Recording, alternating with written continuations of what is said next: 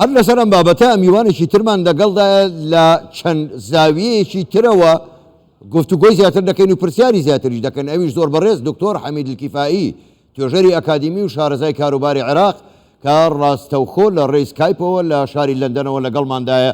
بەڕێز کیفایی شەوتان باش، گەلێک سوپاس، جارێکی کە بە دیدارتان شاد دەبینەوە و بەشدارن لەگەڵمان لەم گەشتەی ژووری هەواڵی کوردستان 24.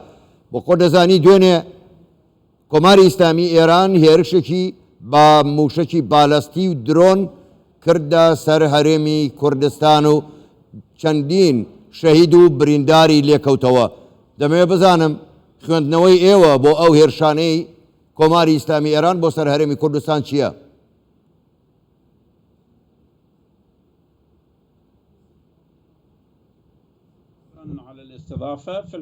میوانداریە لە ڕاستیدا ئەمە دەستدرێژە بۆ سەروەری خاچی عێراق. ئەم دەستدرێژە هیچ پاساوی نییە.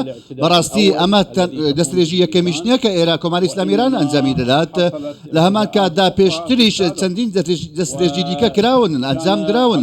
لە ڕابردوودا پێویست بوو حکوومەتی عێراق وەڵامی ئەم جۆرە هێرش و بۆردومانانە بداتەوە.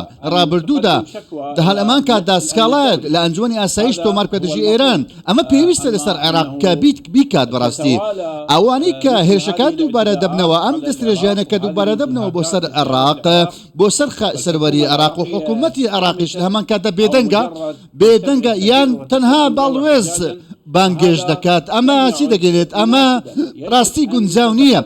پێویستە حکوومەتی عێراق سکاڵە لە نەتەوەگرتووەکان لە ئەنجومەنی ئاسایش تۆمار بکاتە. ئەم بابەتانە زۆر مەترسیدارن. بەڕاستی ناکرێت هیچ جۆر ئاسەکاریی لەگەڵدا بکرێتێ. پێویستە لە هەمان کاتدا وەکو گوتمان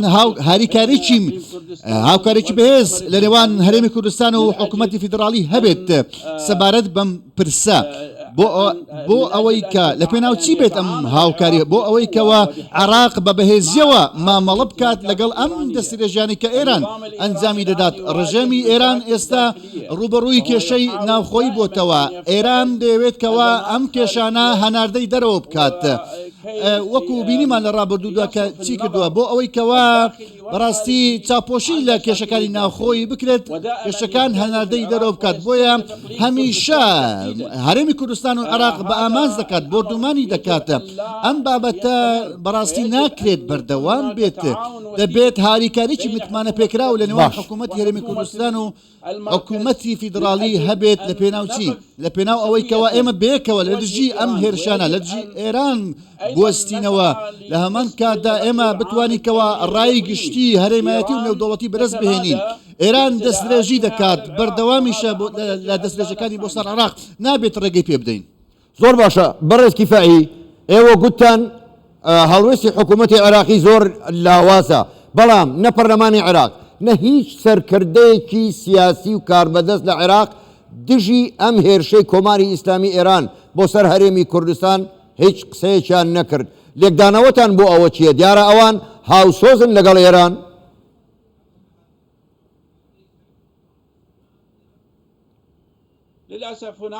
بەداخەوە هەندێک لایانی عێراقی هەن بەڕاستی هاوسۆزن لەگەڵ ئێراندا. بابەتەکە هاوسۆزی نیە بەتەنها، ئەمانە بەڕاستی بەشێکن لە ڕژیمی ئێران. ئەوان چێندراون لە عێراقدا، گەر ناخۆی ئێرانین لەکاتدا دەبێت بەڕاستی سنوورێکیان بەدابنین. گەلی عێراق هەمووی گەلی عێراقی بەڕاستی عەرەب و کورد ئەمانە قبوڵ ناکەن. ناکرێت کەوە هەندێک لایانی عێراقی بن ناوی خۆیان بنن عێراقی، بەڵام هەمیشە فەرمان لەگەڵ ئێرانەوە دەگرن، هەڵوێستی ئێران پیادە دەکەن. ئەمە قەدەغەکراوە. دەبێت ئێمە لە دژی ئەم جۆرە هەڵوێستانە ئەو لایانە بوەسینە. عێراق دەوڵەتێکی سەر بەخۆیە. ئەگەر چی ئێستا لاوازە بەهۆی ئەم دابەشکاریەوە، بەهۆی ئەم ناکۆچیانەوە لە نێوگەلی عێراقیدا، بەڵام ناکرێت ئەم بابەتە بەردەوام بێت. دەستدرێژەکانی ئێران بەبەستم بەڕاستی عیبێ بۆ عێراقیەکان کەوا دەستەوەستان بن بەرامبەر ئەم دەستدرێژانەی ئێران. ئەمە عیبێ و نەنگیە، دەبێت سەرکۆنە بکرێن. ئەم دەستدرێژیانە هەوڵ بدەین کەوا کۆمەڵگەی نێودوڵەتی بەدەست بهێنین، ڕای گشتی ئاگدار بکەینەوە ئەم بابەتانە سەرکۆنە بکرێن. زۆر باشە. بەڕێز کیفایی دەزانی عێراق هیچ سەروەری نەماوە.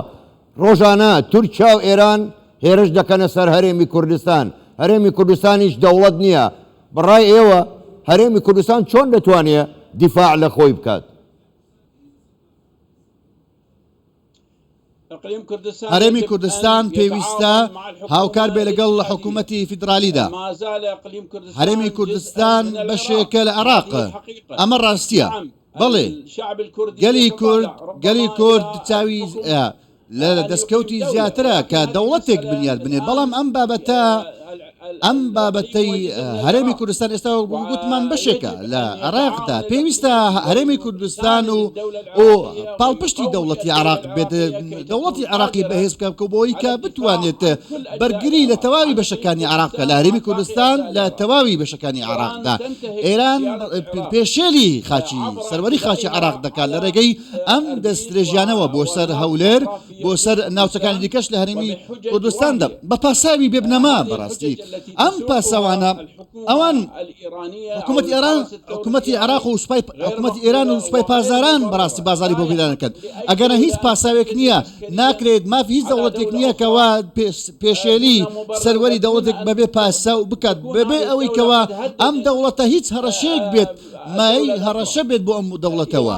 ئێران کێشەی هەیە لە ناوخۆدا، دەبێت دەیەوە ئەم کێشانە هەنادەی دەرەوە بکات. ئێستا گەلی ئێران ڕاپەڕیوە دژی ئەم ڕژێمە ڕاپەڕیوە، بۆیە دەسوەردان چی دەکە؟ ئێران دەسوەردان دەکات لە کاروباری وڵاتانی دەرەوە، لە عێراق، لە ئازەربایجان، ئەفغانستان، لە یەمەن، لە لوبنان و لە سووریا دەسوەردان دەکات. کۆمەڵگەی نێودوڵەتی دا پێویستە لەسەری کە دەبێت ئاگداری ئەم پلانانەی ئێران بێ. ڕاستە کێشە هەیە لە ناوچەکەدا، لە جیهاندا ئەم کێشانە پێویستیان بە چارەسەری هەیە، بەڵام کێشەی ئێران زۆر کۆنە، بەردەوامیشە لە هەمان کاتدا. پێویستە ئێران هەرێمی کۆمەلگەی نێودوڵەتی بێدەنگ نەبێت ئەو هێرشانە.